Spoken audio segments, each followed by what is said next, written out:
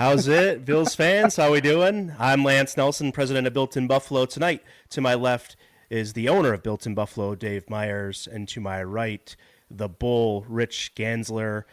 Gentlemen, how are we doing? My normal line is to go to my right here, where Benjamin Shoop is normally, but I'll start with the Bull, Gaenzler. Bull, how we doing, man? We're doing great, fellas. Glad to be part of this, man. I mean, I'm clearly aware of what you guys do and follow you all over the place, and really thankful to be asked to be part of this. Really cool. Thank you. Yeah, and Rich does is the host of the Buffalo Under the Helmet podcast, sponsored by Roswell Park Comprehensive Cancer Center, and we've been working with those guys as well to kind of gain some awareness with the fan base, and we appreciate the connection we've made with Rich and Dave. You've had a busy week already, and jumping on with us. I appreciate your time tonight. How you feeling tonight? I'm good, man. I'm good. It's like I feel like every day since Monday has been, to me emotionally, I've been trying to just kind of fall in line with, my thoughts and just try to gather things. It's nice having a bye because we have extra time to talk and think and digest. So it's going to be fun. I'm looking forward to this.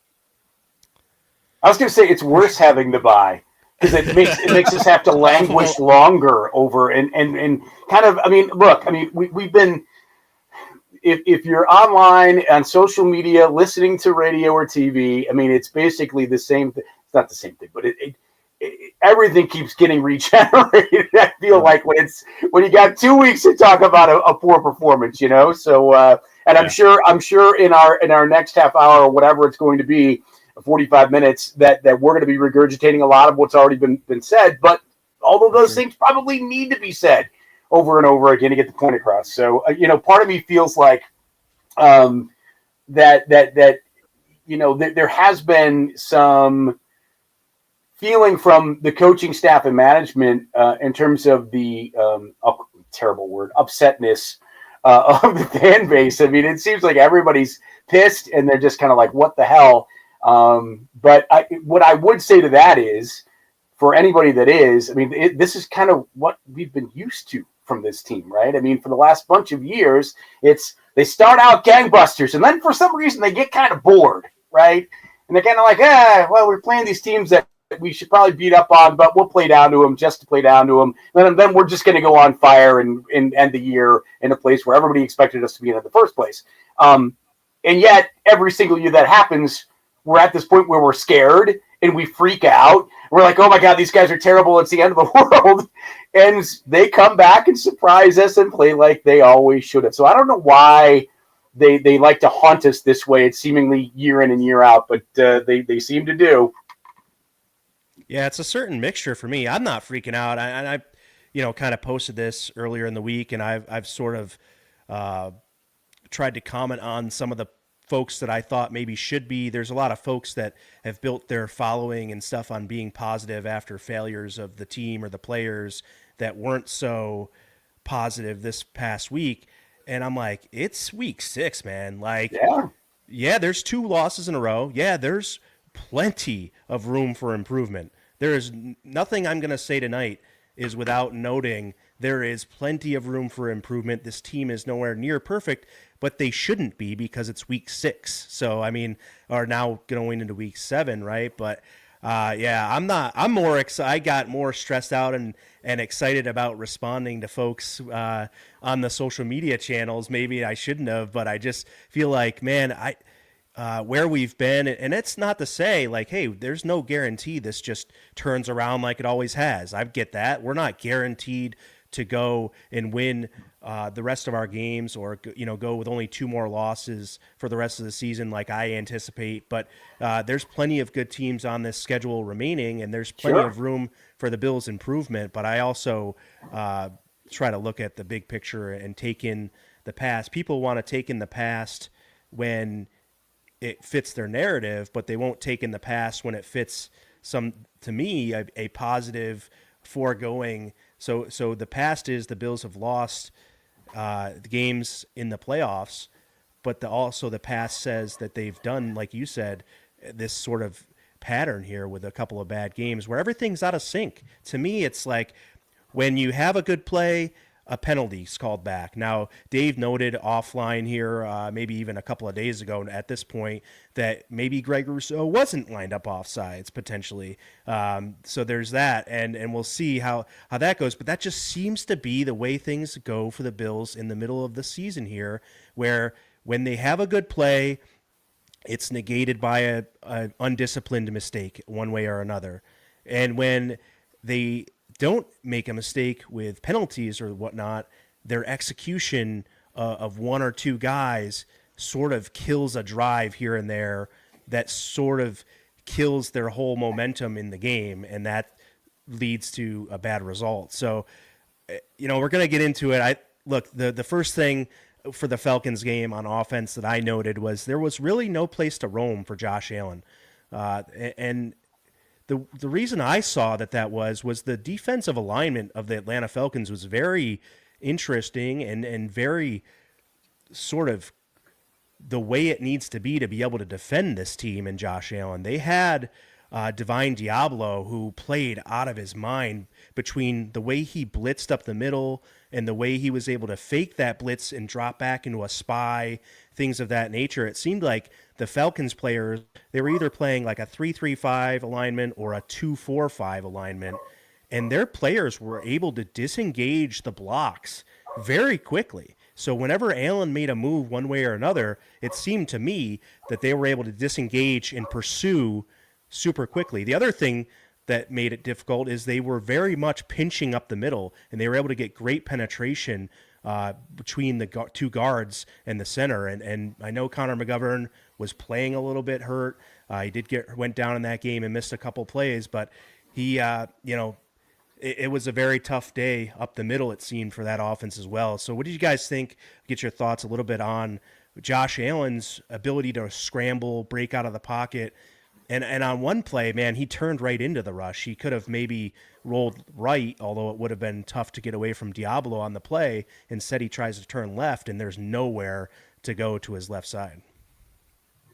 Dave, we could start with you, buddy.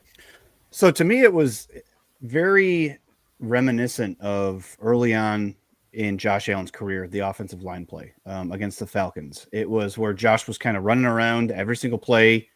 Now, a lot of times we like Josh Allen off script, right? Josh Allen running to his right seemingly can make things happen off script. We don't mind that, but this seemed to be there was nowhere, like you said, there was nowhere to go. And I had tweeted a couple things out this week about the offensive line, and we need to start having some conversations about how much Josh is getting hit, how much he's getting pressured as opposed to seasons past. Because when you come into the season, I think a lot of Bills fans and all the media pundits and everybody will rank the Bills offensive line in the top of the NFL, top 5, top 3, however you want to look at it. And we just thought that was okay. We've had these same 5 guys last year. Everything's going to be fine. But to me, if you start digging into the specific players themselves, Osiris Torrance looks like he's regressed. And now I don't know if that's because Spencer Brown was out for a week and they're just trying to figure some things out. But I feel like the script is out on how to get the Bills out of character on offense, right? If it's, you can get Josh Allen off his first read, and if his second read's not open, he's going to run around.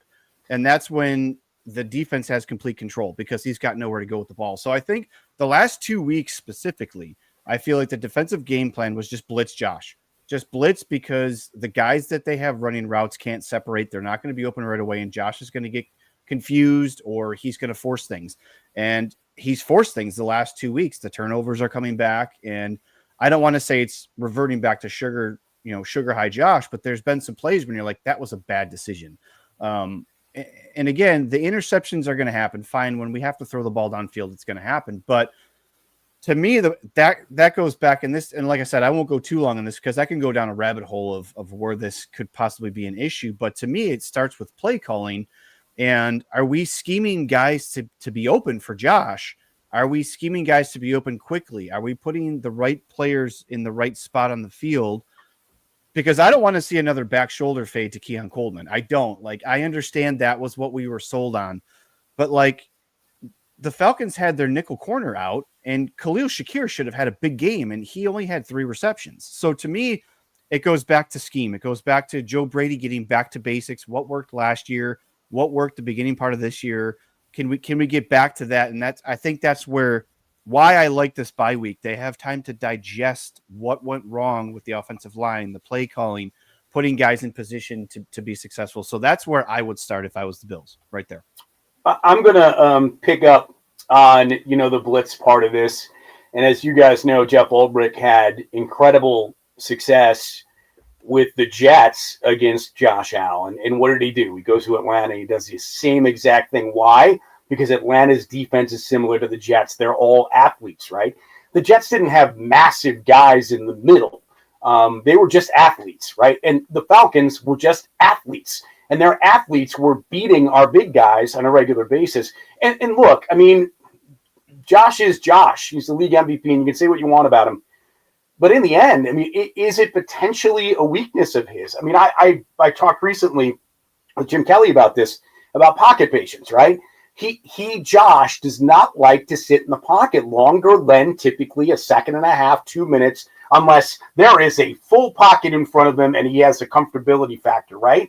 I mean, he just likes to bail early.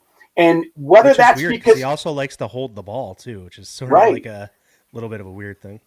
So whether or not he doesn't have confidence in his receivers to get open, and the other thing too is, look, if you can't, and this might be a weakness in Josh's game that we just haven't seen, only because of the fact that he's out of the pocket as quick as he is typically and makes these great Superman plays, that maybe he doesn't recognize pressure coming well enough to change play calls, to make sure that the air quote hot route, alternate routes, whatever you want to call it, alert, all of that is put into play so that guys know where to go, turn around, know that the blitz is coming, know that the pressure's in Josh's face, and he doesn't have to panic, and he doesn't have to, where the hell am I going, have these moments, because that's what it felt like almost that entire game. The other thing I will say, and I got to give credit, and people, you can say what you want about Louis Riddick, but I think the phrase that he used was right, was cage rush, right?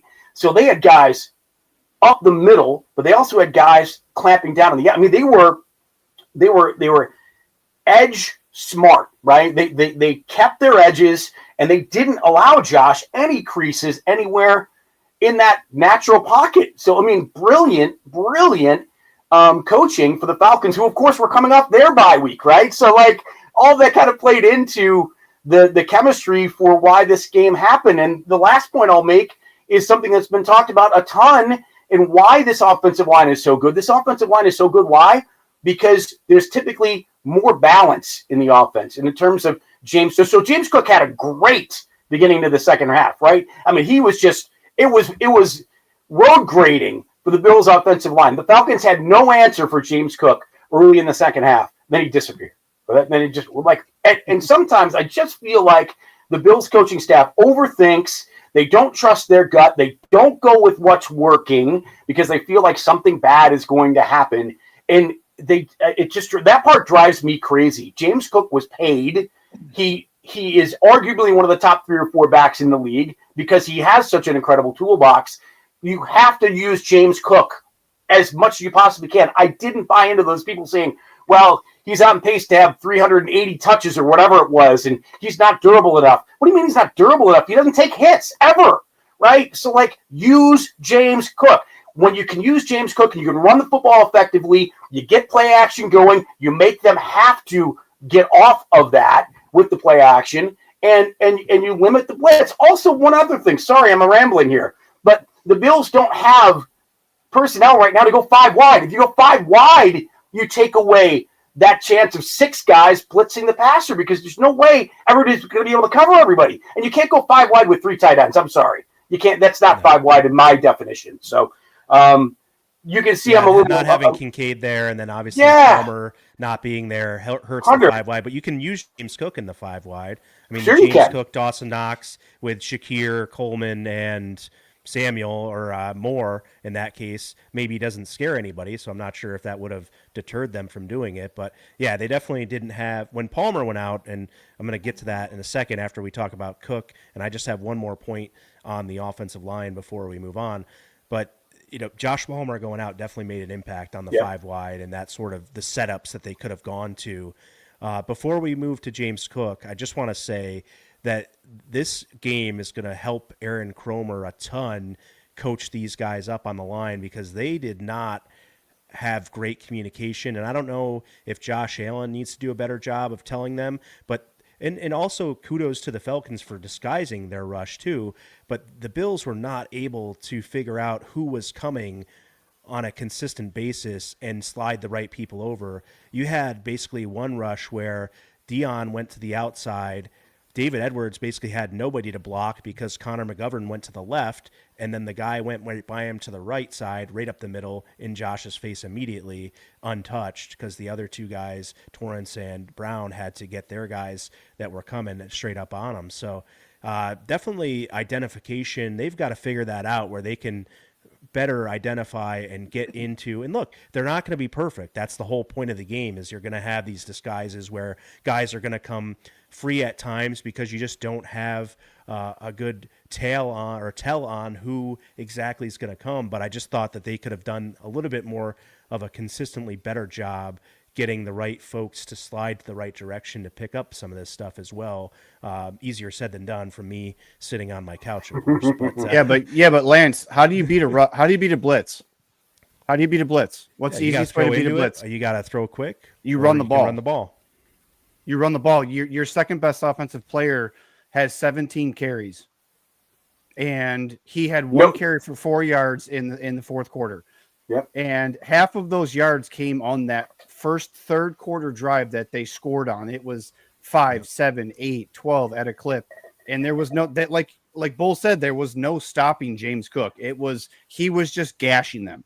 And the easiest way to beat a blitzing team is to take them from blitzing. You run the ball. And then that opens up play action passing. Because if James Cook is being used in not just the running game, but being used in the passing game, they don't know what the Bills are going to do offensively if he lines up in the backfield. You have to use James Cook in the passing game.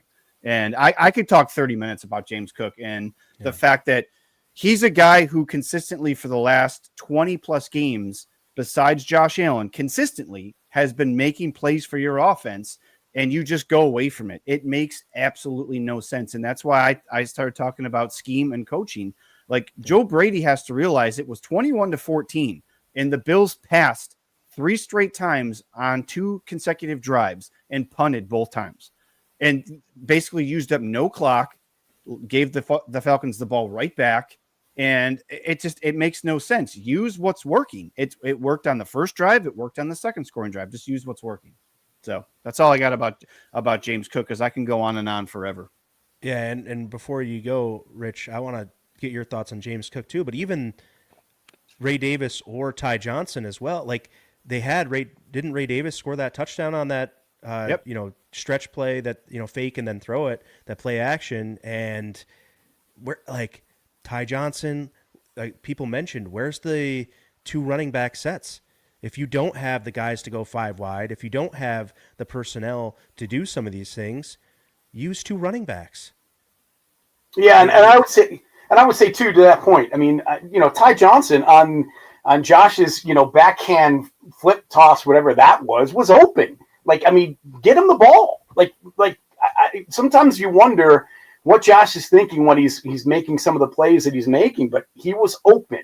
And Ty Johnson on those wheel routes is open most of the time. And Ty Johnson running the football is going to run the football and get you 5 or 6 yards most of the time. And yet they've gone away from a lot of that and try to be, use trickery. And we've seen flea flickers and all of this stuff. And granted, the flea flicker worked last week or 2 weeks ago, whatever it was.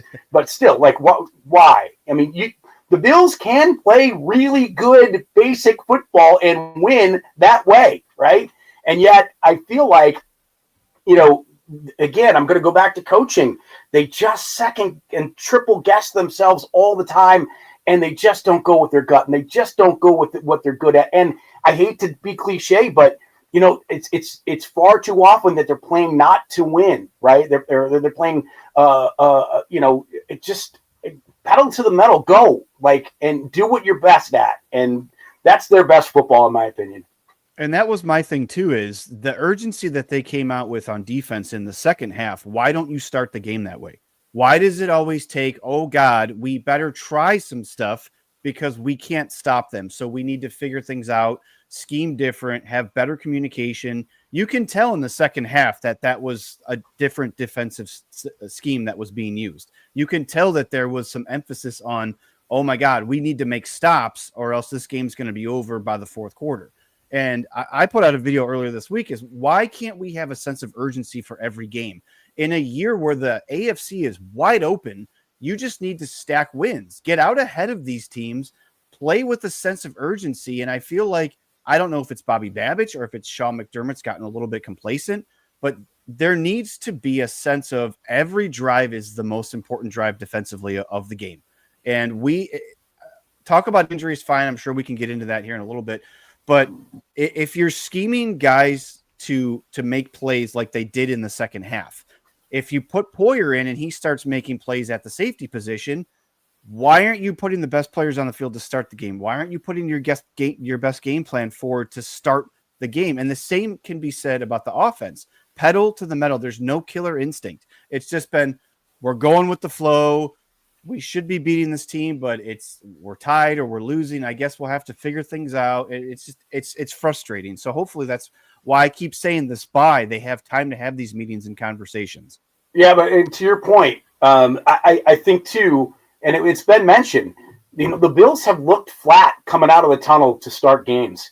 And that, for me, I get it. They had the big play to Palmer early against the Falcons, but beyond that, I mean, there were times when, and I give a lot of credit to Riddick and Orlovsky because I think they picked up on it in that game, that, they were gassed. They looked like they were gassed and out of shape, and they didn't know what was being thrown at them. So who is to blame for that, right? Is it player leadership? Is it coaching? Who is to blame for that? You can never be flat. You can never come out thinking out of the gate you're going to win this game no matter what, because, and again, it's terribly cliche, but it's right that it's the NFL and anybody can win on any given Sunday. And look, the Falcons have some talented players. I mean, Bijan Robinson, right today, is the best running back in the league, in my opinion. He's better than Saquon. And he killed us.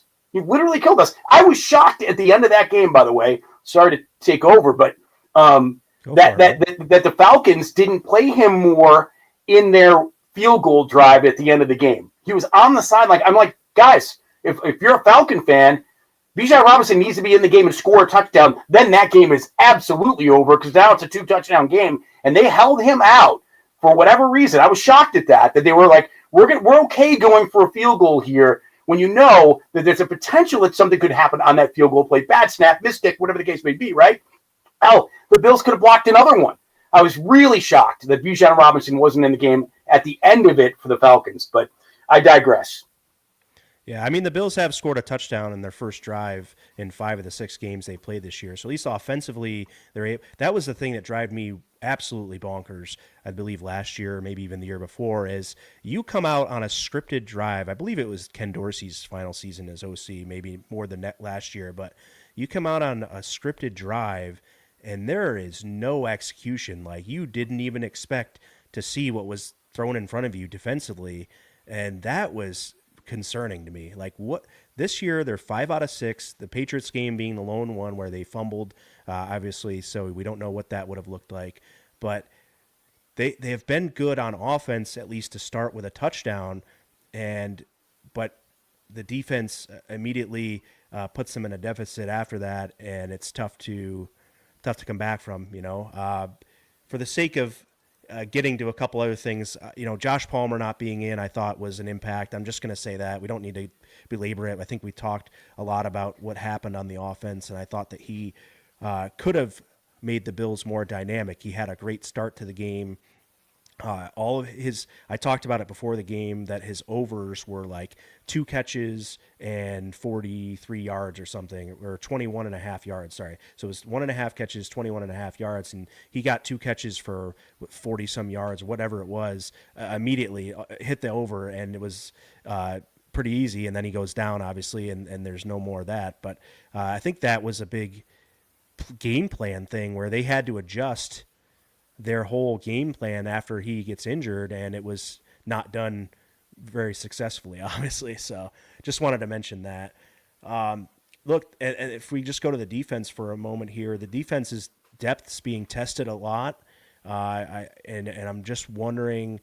It almost seemed like they settled in a little bit with some second stringers in the linebacking core for sure. Seemed like it sort of got better in the second half when those guys were in after Bernard went down. And then, you also have the safety play in question here. Jordan Poyer obviously getting some reps this week and things. So, Rich, tell me, I guess go however you want, whether you want to talk about the second level or the secondary or both, I guess, but about how that depth's being tested. And then maybe, is there a change needed at safety? I mean, they're clearly being tested with their depth. I mean, when you lose Bernard and Milano right out of the gate, that's brutal. When you lose, your first round draft pick out of the gate, that's brutal. When you're relying on a guy coming off of 2 major surgeries in the last 3 years and Trey White to come in and be a responsible defender, that's brutal. You got a second-year pro in Cole Bishop who does not have a lot of game experience, and you're expecting him to be, the equivalent of Micah Hyde or Jordan Poyer. That's not great. And he didn't show great a year ago as a rookie. Taylor Rapp was a guy that's, much better box defender than he is in terms of pass coverage. And guess what? Look, and Benford has had problems, and Taron Johnson has had problems largely in part because they've had to pick up for everybody else. And let's remember, everything's tied together. If you don't have a pass rush, your depleted secondary gets beaten up all day, and their depleted secondary is playing zone almost all the time. And when there's no pass rush, guess what you get to do? Pick it apart, right? So I think it's a combination of so many different things. I mean, Bosa had, he's made some splash plays early in the season, but I mean, not much against the Falcons, right? It's just been rough. Deion Walker, and look, everything for the most part has been pretty negative about the Falcon game, but I love Deion Walker, man. I mean, people want to bash Brandon Beane all they want about last year's draft, and this year we haven't seen really anything from Landon Jackson. Sanders has been hurt. Hairston obviously been hurt.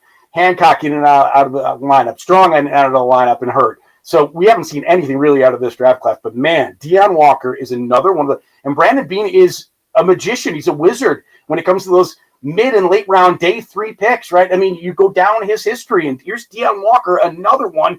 All you want is another, a carbon copy of what the Eagles have done in the middle of their defense. That's all we asked for to compliment Ed Oliver, and that's exactly what Deion Walker's doing for the Bills. So I will say, I'm just going to throw out 1+ for the Bills in that Falcons game. No doubt was Deion Walker. I thought he was great. And I will just to piggyback off of that before you go anywhere else in this, and I kind of want to touch on the defense too. I think a blessing in disguise, if you can call that, was Daquan Jones getting injured during warmups because Right. you had Deion Walker and Ed Oliver played 80 and 79% of the snaps. So we talk a lot about this McDermott rotation at the defensive tackle position, which he likes to have 4 guys kind of rotate in and out. These guys played almost the whole game. And yes, there was issues with the run game, but I feel like you need to build Deion Walker rapport with Ed Oliver because to me, Deion Walker's a 3-tech. He's not a 1-tech. He's a big guy, but he plays like a 3-tech.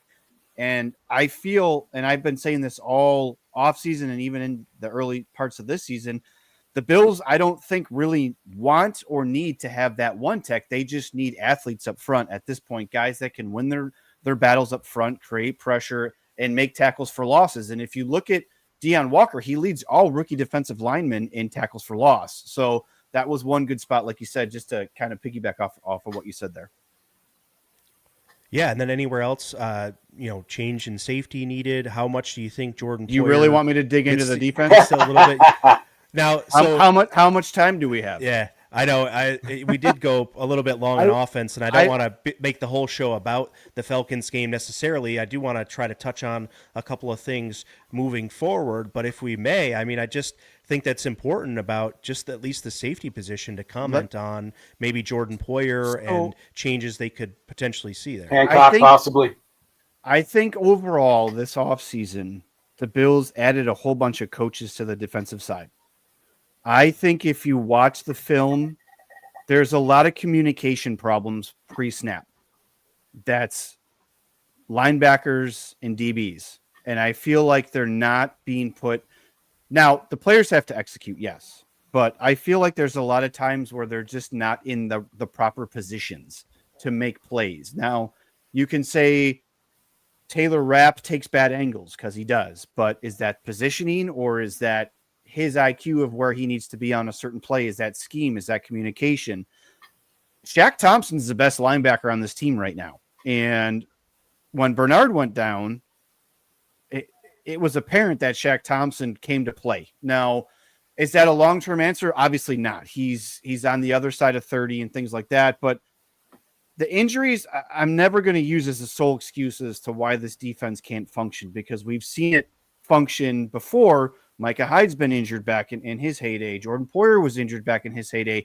McDermott seemed to figure it out. So I don't know if it's Babich. I don't know if it's McDermott, but I will say when McDermott called plays 2 years ago, this defense was aggressive. They were hungry. They were getting after it. They were flying around like their hair was on fire. They were blitzing more. So again, if we're just talking about safety, I say this, and then I'll kind of get off my soapbox here. How many safeties have the Bills had under McDermott? He had Jordan Poyer and Micah Hyde, which was a tenure that was amazing. Best safety duo in Bills franchise history. They drafted Damar Hamlin. Every time we think Damar Hamlin's not going to be back on the Bills roster, he's back, whether it's a depth role or he's filling in at starting because somebody's injured.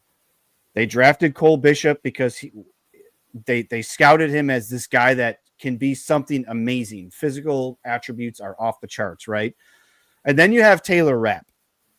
Taylor Rapp is, take away the injury history, I think he's a below average safety starting on a team that is trying to win the Super Bowl.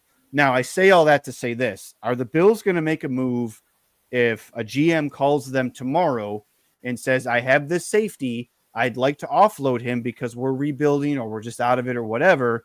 Is Brandon Beane going to say okay, or is he going to go to Sean McDermott and say, we have this guy who was an All-Pro 2 years ago. Is he going to work in your system?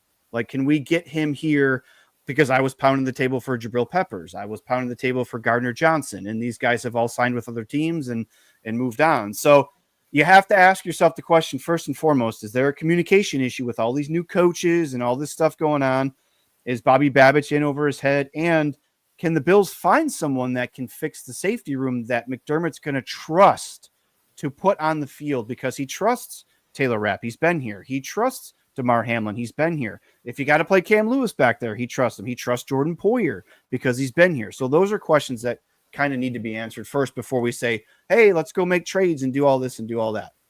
Yeah, I don't think the trade route and safety is the way to go. The change at safety is more internally. I think that Cole Bishop is learning on the job. He's going to have games where he's down, and this is the whole development pains that you're seeing these development pains throughout the season here. And as he's growing, he still doesn't have that many games under his belt to say he should be fully reliable 100% of the time. And obviously there's going to be mistakes in every position, no matter how much experience you have, but especially with younger guys, we talked about how Deion Walker stood out. He had plenty of reps where he'd want those back in the run game, I believe, and even Mookie Hawkins sort of called that out.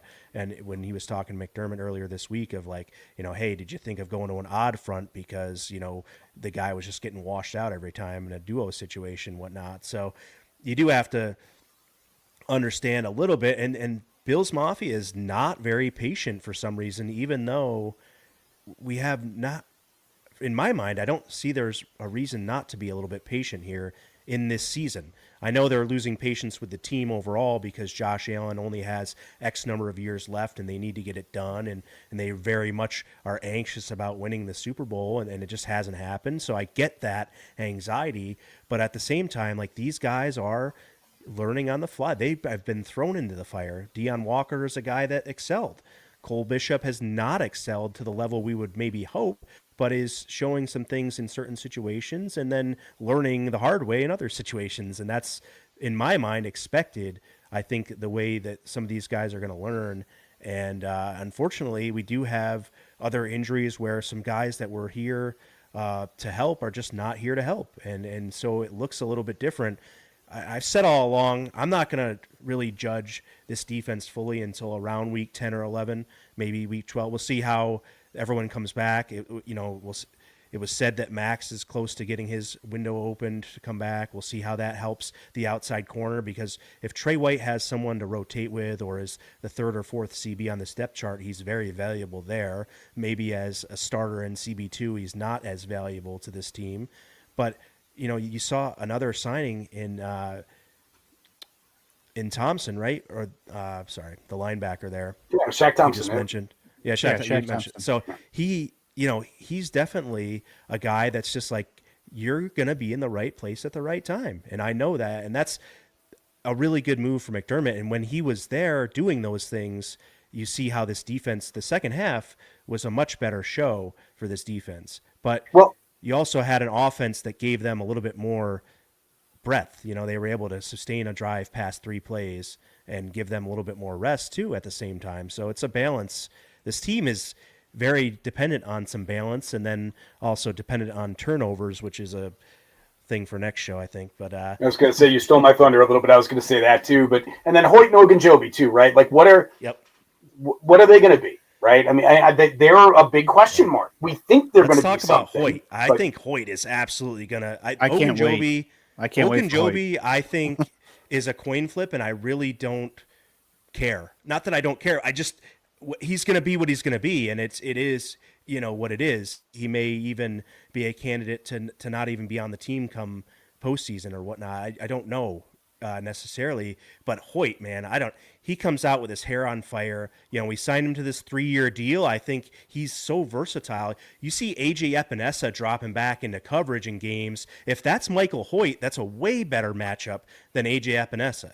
You see Javon Solomon inside playing the NASCAR package or whatever you want to call it inside. That's Michael Hoyt. That's a way better matchup. You see even edge rushing when they got to rotate guys in, when they have their second D line on the field and they're rotating these guys in, there's a noticeable drop off right now.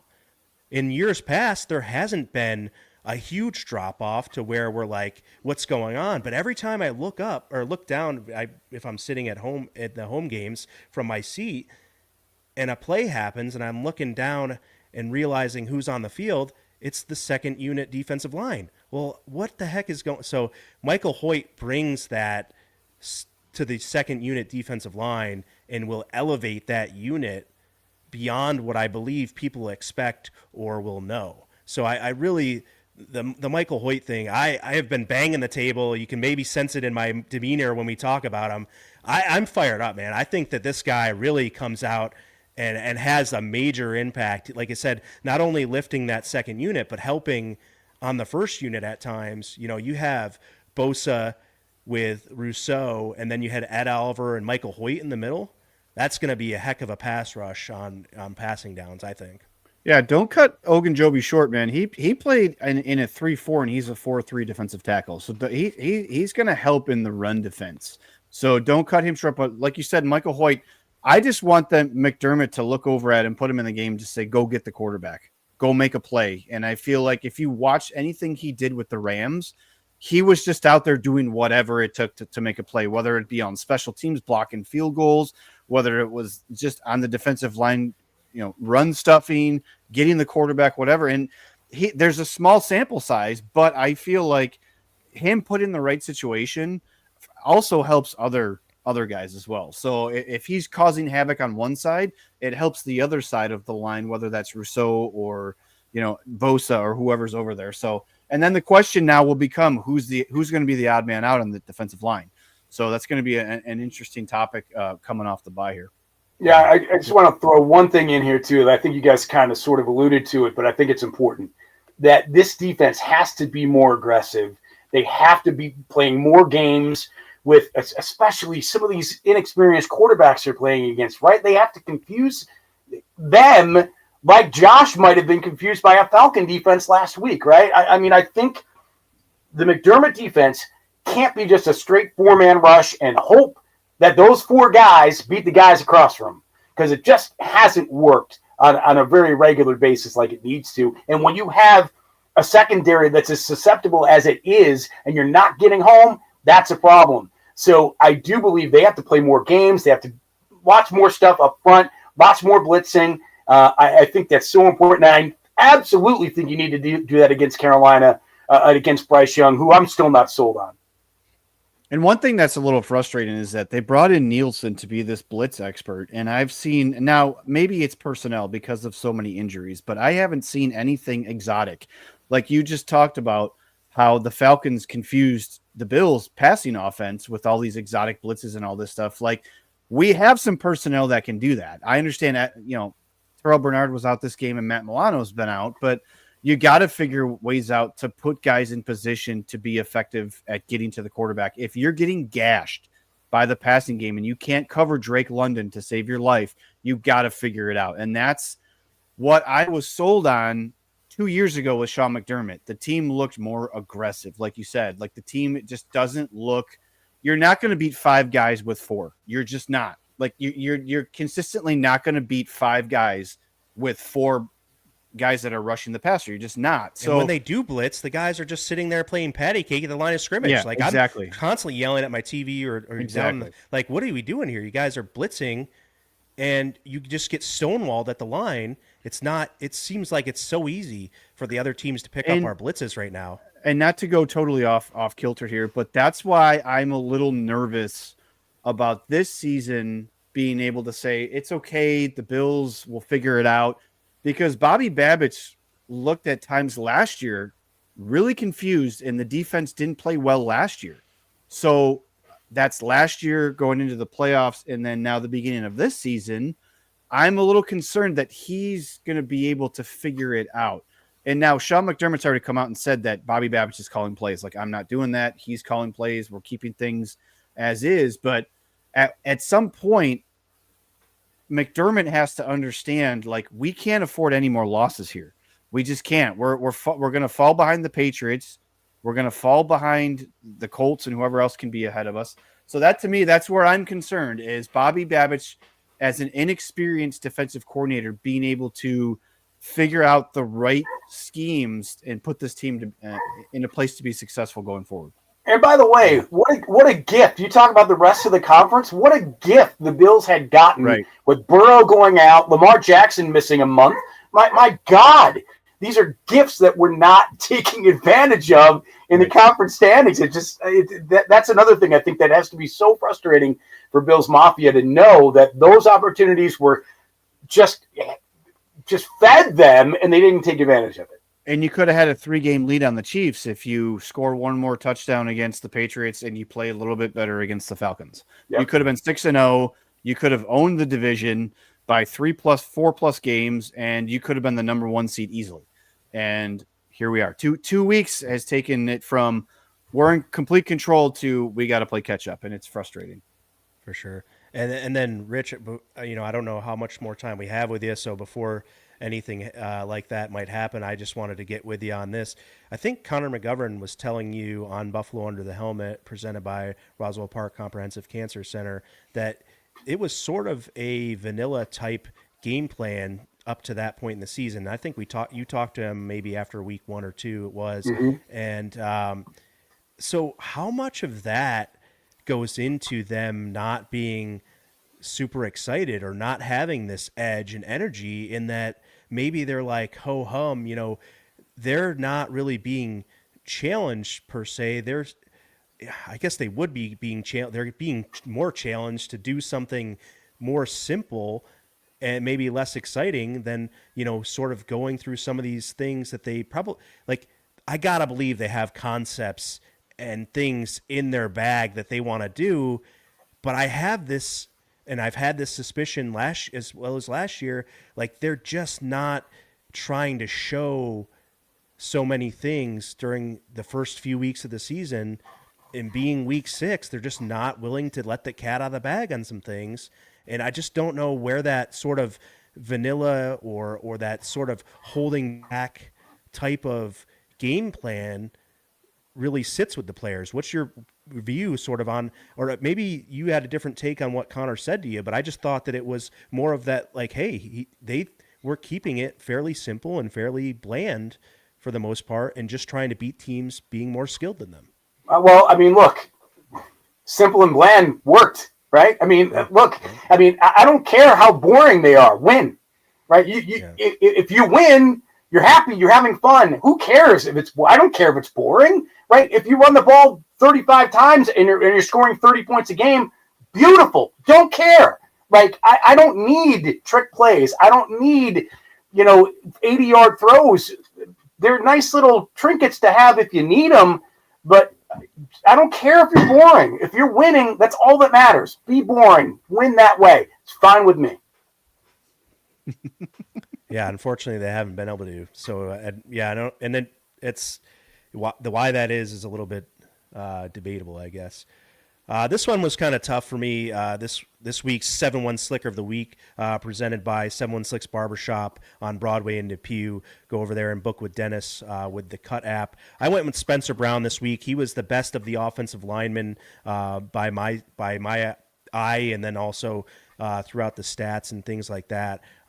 Only gave up one pressure, and everyone else on the line gave up multiple. So I thought for there, Deion Walker has already been one of the 7-1 Slickers of the Week. I was going to go there too, but he did have a little bit of trouble in the run game at times, but also was phenomenal in other areas. So could have gone Deion's. Again, I just didn't want to be super repetitive, and I hadn't gone an offensive lineman yet. So the 7-1 Slicker of the Week is sort of the best lineman throughout the week, and I went with Spencer Brown this week. So, guys, I would love it if you show our guy some love and get out there. Go ahead and use this QR code. You can scan that if you'd like to get a cut on Broadway in Depew from Dennis and the 7-1 Slicks team.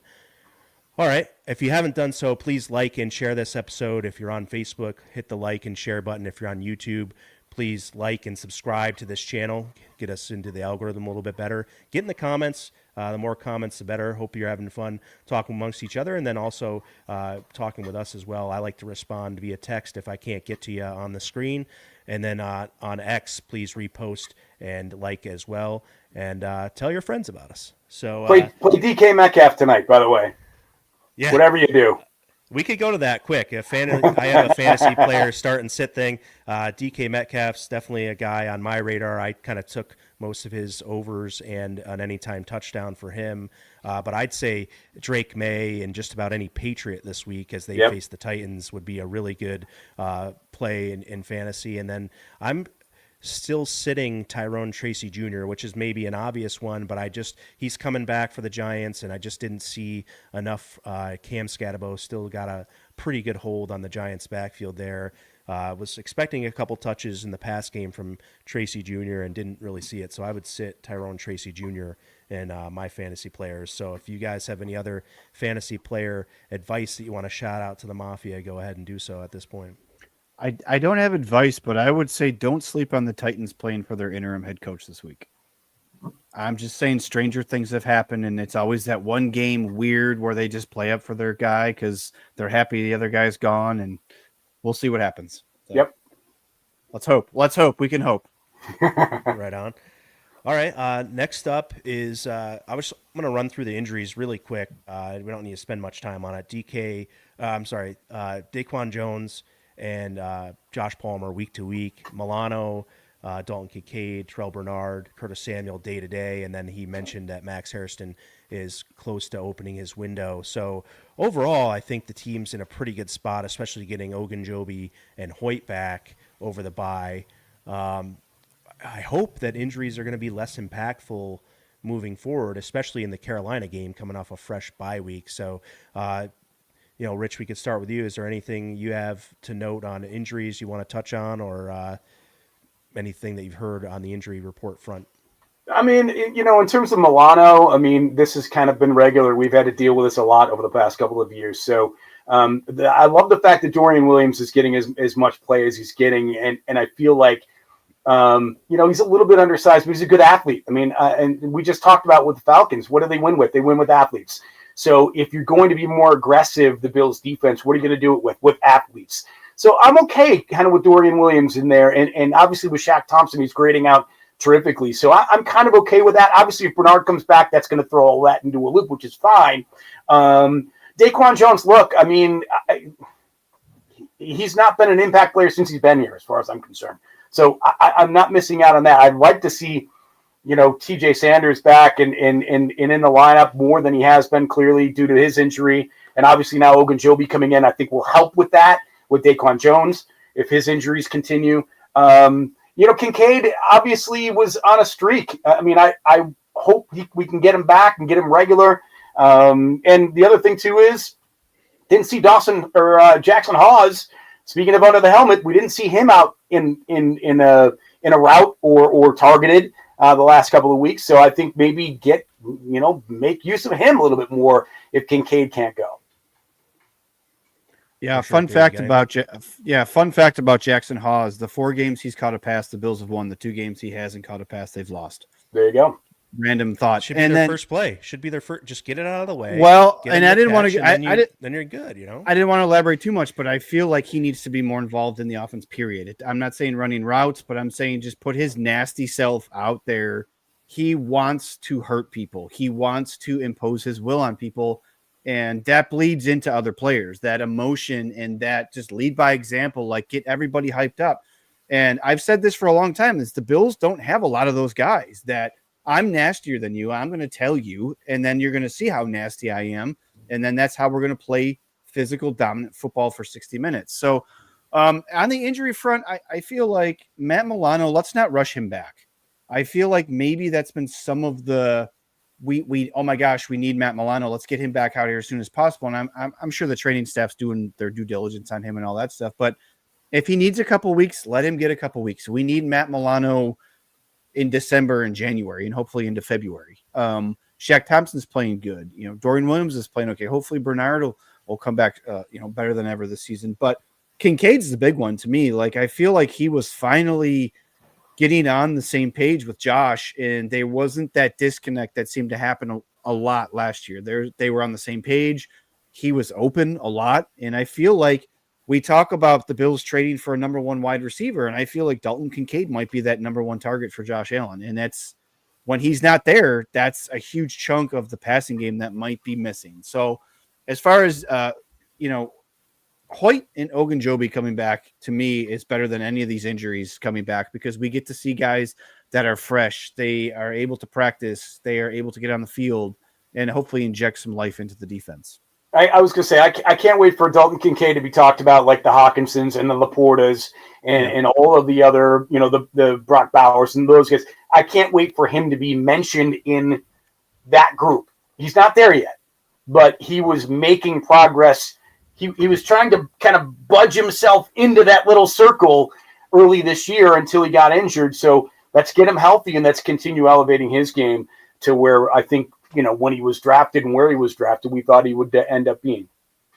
Yeah, and we said early on, this stuff's going to work itself out as far as those guys returning, and it certainly has. I mean, it's had no problem working itself out with injuries and things, and maybe unfortunately, these guys are going to be able to come back without really any difficult decisions at this time, and the difficult decision is going to be kicked down the road, so to speak, as far as what you have to do to get a guy back. I think they have one open spot right now, so they could just bring Max Hairston back from IR and directly on the roster, and then you're still good there. So,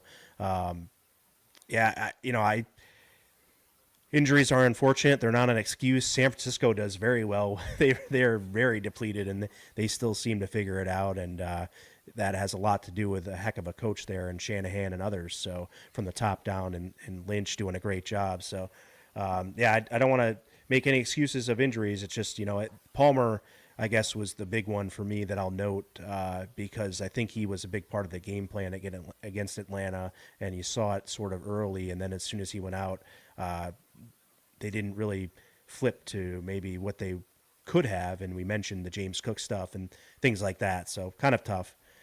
All right, next up is going to be the trade deadline approaching here, and sort of time's kind of ticking. People were talking. Stevie Johnson even got in the conversation, and you will see what the plan is for Buffalo, really, that if they're going to make a move or not. But Stevie Johnson was mentioning that if they're going to do it, maybe sooner than later would be good. So, do you think a trade deadline move is a must? Bull, go ahead. That's a great question. I guess that's determinant on, and I admittedly I haven't studied contracts enough to know who's going to be a free agent next year and who's going to be that sort of bargain based on draft capital we can give up with all that stuff. Like Yeah, I sort of preface it with like, hey, Brandon Bean can take care of what Brandon Bean does. We can be more ignorant in that aspect if you'd like, and just say, sort of from a high level, what we'd like to see or if we'd like to see anything. I mean, I think honestly, only because I don't know what Maxwell Hairston's going to be. Right, I would much rather get a corner, I think, than a safety. Believe it or not, if there was somebody that we felt was out there that could play. I mean, look, I know Cam Taylor-Britt was not active today. There you go. I mean, I like people knocked Rasul Douglas, and I thought Rasul Douglas was perfectly serviceable. I mean, it wasn't great, but he was just enough to get it done. Where Trey White's he's not doing it for us right now, and Benford's been injured and Taron Johnson's been down a little bit. I'd much rather have a corner who can react a little bit better than what we have on the one side with Trey White. That for me is believe it or not a higher priority than safety. And you guys can feel free to disagree, but I just think that's a glaring problem for the Bills. What says you, Dave? I hate to disagree, but I'm going to disagree. I feel like safety is the worst position group on this team. Now, I said earlier that I don't think that Brandon Bean is going to go and do that because I feel like he trusts Sean McDermott to either it's Jordan Poyer, Jordan Hancock. I don't even want to say DeMar Hamlin, but I think that he wants McDermott to have those guys that have experience in the system figure it out. Do I think they'll make a move? Yes, I think they'll make a move at wide receiver. I just feel like that's a hot button topic that has been discussed since Bean went on WGR back in the spring and ranted about it. I would like for them to get a corner, but I feel like they're going to try to figure out what's going on with Hairston. And, I don't know. There's wide receivers out there. I mean, Chris Olave, Garrett Wilson, those guys are just dying on their teams right now. They're just being wasted. They're just being wasted. And I know that Garrett Wilson plays for the Jets. It's interdivision, so I don't know how that would work. But the Jets are 0-6. They have no hope. And they don't have a quarterback. They have no quarterback. They have no hopes of doing anything this year. And he's verbally, I mean, he was yelling at the coaches on the sideline the last 2 weeks. Chris Olave just needs a fresh place to play. I feel like he's just being wasted on the New Orleans Saints. So there's other names out there like Jacoby Myers and stuff like that that's being floated around. But I do think Bean will make a move. If you look at the history of what he's done at the trade deadline, whether it's a Naheem Hines, Rasul Douglas, even back to Kelvin Benjamin, he's made moves. Now, my thing is, can we make a move that's going to impact this roster going forward? Not just an Amari Cooper 10-game rental. Can we get a guy that we can restructure a contract so that it works for the Bills, it works for him, and he can play this year, next year, and into the future? Because this 1-year rental stuff's not working. I feel like you're just giving away day 3 picks at this point just to get a guy because you thought it was a problem. And again, they traded for Amari Cooper, and he was good that first game against the Titans, and then they really didn't do much else. I know he got injured, but he vanished in the postseason. So to me, try to figure out a way to manipulate the cap the best you can. If that's moving a player like a Curtis Samuel or an Elijah Moore or an AJ Epinesa or something like that, to get a guy that contribute this year and next year. That's what I would do personally. Yeah, I mean, I said it on the last show. We talked about trade targets, and Chris Olave is definitely one that I thought would be a good one for the Bills. Jalen Waddle, if his little post out there we talked about, I believe, off the air, if that's something that is good. And look, yeah, I know people in the comments, Olave is not staying healthy. It's fine. That there's been health issues with just about every player here, and I think that you could say the same for a lot of guys, and they're hoping, just like the Bills did with some guys they signed this year, that some of those injury bugs kind of get out of the way. Even with Milano a little bit, they are taking that chance, and it just hasn't happened. So we kind of saw why they maybe terminated the final year of his deal, and he's going to become a free agent after this year because maybe they're sick of that thing. But I came up with a really good fantasy football team name, and I'm very proud of it. It's called Extra Virgin Olave Oil, and I would love. Chris Olave is one of my draft targets every year because of that name, and he's on both of my teams, my main teams, and so if he could come to Buffalo, that would help me, and it would feel good to have a Buffalo Bill on my team as well. So look, I'm just going to be honest as to why I want the guy, but that's basically my backstory as to why I love Chris Olave. Plus his talents, if healthy, would really correlate well to what this offense could use. If you could, guys, would you take a flyer on older guys like a Godwin or like a Keenan Allen? I'd love to try to take a flyer on Godwin, even though he's really having a hard time coming back. He's had a lot of setbacks and things, so it's very tough and hard to say without seeing what he looks like after that. But I wouldn't be hesitant at all I would be excited, even without seeing him get on the field yet this year, to get him in the locker room and have that potential for December. Yeah, and I just feel like the Chargers are going to be buyers and not sellers. So I don't know if that's something where they would want to part unless it, you know what I mean? Like if it's something that they just can't live without, then obviously. But I feel like it's all these receivers that are being mentioned linked to the Bills, right? It never comes to fruition because we know that one Bills drive is like a tight knit, nothing ever gets out. It's just speculation or whatever. But I feel like if the Bills are going to make a move, it's going to be a wide receiver 2 or a 3-tier player. I don't Josh feel like Downs or someone like that, right? I don't feel like Brandon Beane, Romeo Dobbs or somebody. Yeah. And I don't want to say this, and I don't want this to come across the wrong way, because I think Brandon Beane is willing to correct himself. I think what Brandon Beane is willing to say, I may have, made a mistake by thinking these receivers were enough. But I also feel like he thinks that the guys that he went out and drafted and signed and extended are enough. You know what I'm saying? Like, I feel like there's a little bit of stubbornness there, and the roster talent we have is better than last year. So it can't be that Joe Brady just forgot how to scheme these guys open. There's something else going on there, and we just need to get down to, get to the bottom of what that is and figure it out, because it worked last year. So we'll see. All right. Yeah. And that's most of the show we have. I think, Rich is going to get on with his Thursday night. Rich, we really, greatly appreciate your time. And anytime, guys. It was a the blast. discussion was great. Tell people where to find you if there's any certain plug. And then also if you want to just throw a short plug out there for Buffalo Under the Helmet too. Yeah, absolutely. So I got a bunch of stuff going on. At Bull Gaenzler is my X account. Bull Radio is my Instagram account, if anyone wants to check that out. Buffalo Under the Helmet is a streaming show I'm doing. We're doing a bunch of episodes out at Wingnuts, whether it's the Millersport or airport locations. The next one will be on October 28th with another current Bills player to be announced. So stay close to social media for that. I also do the Shack and First Down Buffalo pregame show on WBBZ Channel 5. That airs on Saturdays and Sundays on TV, cable, and also in satellite as well. So if you guys want to check those out as well, we have a lot of fun doing them, similar to what we did with you guys tonight. So I really appreciate you letting me do the shout out and letting me be part of your trio here on Triple Coverage, guys. Thanks so much. Yeah, we appreciate you, man. Really appreciate Thank it you so much. Yeah, it was fun. Go Bills. Go Bills. Go Bills. All right, we're going to bring in our guy, Rob Lampka here, intern from Buff State.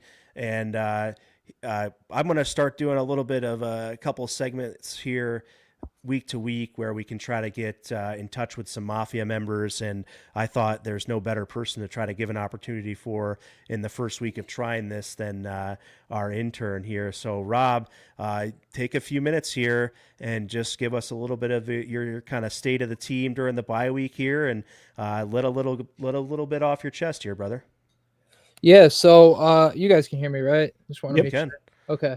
So actually this week, give or take, of course, I run the X account, and so we put out a poll right after the loss asking all of our followers, hey, what do you think was the issue this week? What was the main thing to you that caused the Bills to lose to the Falcons? And by far, it was Joe Brady at 37%. That's around 500 people that voted for Joe Brady as the reason we lost this week.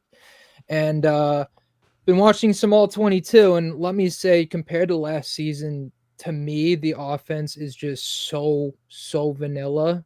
I mean, a lot of the talking points this week was, hey, James Cook's not getting the football out of the backfield. He's not getting passes thrown to him anymore. Ty Johnson has 3 catches on 9 targets this year. It was not like that last year. I put out a tweet this week. A year ago against the Jets, Ray Davis catches a 44-yard pass. Have we seen any of that this year at all? So to me, I think a lot of the frustration with the team from the fans is this offense seems very, very vanilla right now. No play action really that much compared to last year. And like you said with what McGovern said a few weeks ago, just that they're trying to hold back on plays a little bit. I mean, as a fan, that's frustrating, is it not? Yeah, for sure. No, I think that Yeah. you make a good point there. I think Dave has made this point just about every week, almost after every game. Maybe not the Jets game, but just the offense doesn't look easy, and Dave knows and believes that there's plenty we can do to make this easier on Josh Allen and to make the offense look easier and be better. So I think that's something you're alluding to there. No, absolutely. It's just aggravating because you know how much better this offense can be. And like we were in the same exact scenario a year ago, almost a year ago to the day, is the Amari Cooper trade. Everyone was freaking out. We can't get separation, this, that, and a third. And as soon as we trade for the guy, I don't know if it was just a wake up call for the offense or what, because he didn't really do that much here, but everybody just started playing better all of a sudden. And I don't know if it was play calling, if that just opened up the playbook for everybody, but it's just I'm really curious to see how things change over the bye week, because it's very obvious everybody's very frustrated in that building right now. Where's the motion? Remember Yep. all the motion? Remember all the motion last year that confused all the defenses? James Cook moving here, Ty Johnson moving there, guys in motion behind the line of scrimmage. Like that's gone. Like where is that? That seemed to be when Josh was at his best, when he was orchestrating where people were lining up. And I haven't seen a ton of that this year. So maybe we need to get back to that. And I hate to be like a conspiracy theorist because I don't feel like, and I hear everything that you're saying, Robin. It makes 100% sense. And what Bull was talking about with Connor McGovern, talking about how it's vanilla and we're not showing anything. But you got to win games. Like, I don't care if you want to show or not. Like, if you're Joe Brady and you have this extensive playbook, you still don't have to show everything. You can show enough to be a consistently scoring offense that chews up clock, that runs the ball, and keeps Josh upright, which is what you did all of last year. Because so we didn't have Dalton Kincaid. I get that.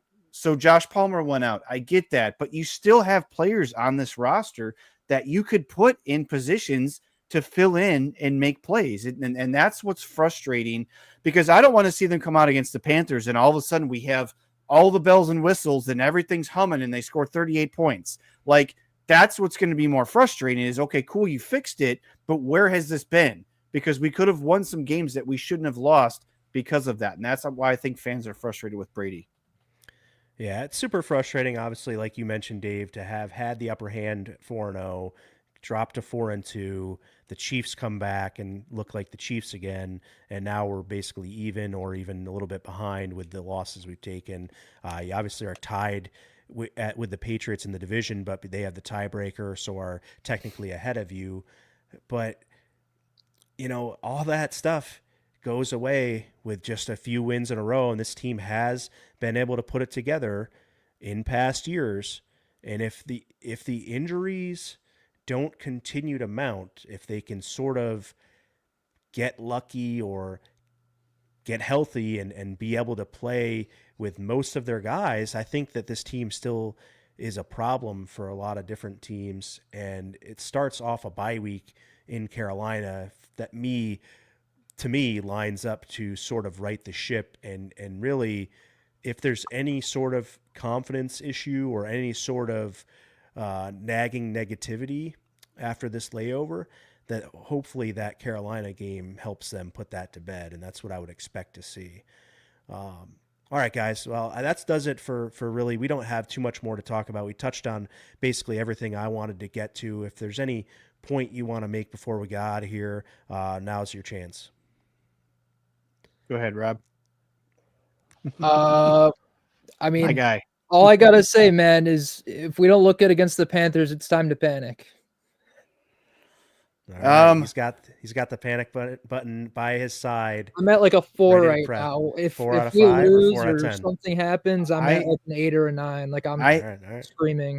I have a prediction and a hot take. Okay, I'll go with the prediction first. The Bills are going to trade for a wide receiver, and it's not going to be a guy that everybody's clamoring for. They will make a move there because I think Bean is hearing all the criticisms just like he heard last year, and he's got to be watching film saying, "Okay, nobody's getting open," and he panicked last year, and I think that's going to happen again. And hot take is that by Thanksgiving, Sean McDermott will be calling plays on defense. 100%. It will be out in the public. It'll be known that that's what's happening, and Sean McDermott will be calling plays on defense. And I would happily welcome that. I'm good. Yep. He's pretty good at that. Yep. So that'd be pretty awesome. Yeah. You could talk about Sean McDermott's game management as much as you want, but he's a leader of men. I'm a big fan of his. I don't think that going 4-2 in the first 6 games of the season makes him a bad person. And for all those that want to, I mean, there's people that are at like 11 out of 10s already right now, and I'm just like, I'm sitting here around a 2 or a 3. Like, it's just too early to really go crazy. There is so much room for improvement on this team, but there's so much time, and this coaching staff has shown the ability to improve and adjust. And for that reason, I'm just not as concerned as a lot of people, because I just have faith in it going the way it's gone. We have the top players that we need to have that are right now healthy, knock on wood, enough to make an impact week in and week out. And this team is going to be there at the end of the season competing for the championship. And I really believe that. So with that, I want to say thank you to Dave for coming in on short notice. He reached out earlier, and we were going to have him on. We had the chance to get Bull on, and then Mr. Shoop was unable to join us, and Dave jumped in at the last minute for me. So I really appreciate having you, Dave. Thank you. I thought it was a good show. We didn't yell as much as I thought we were going to. So I got another podcast I got to do tomorrow, so I'll probably yell there. Tell people about everywhere they can find you and all the stuff you have going on.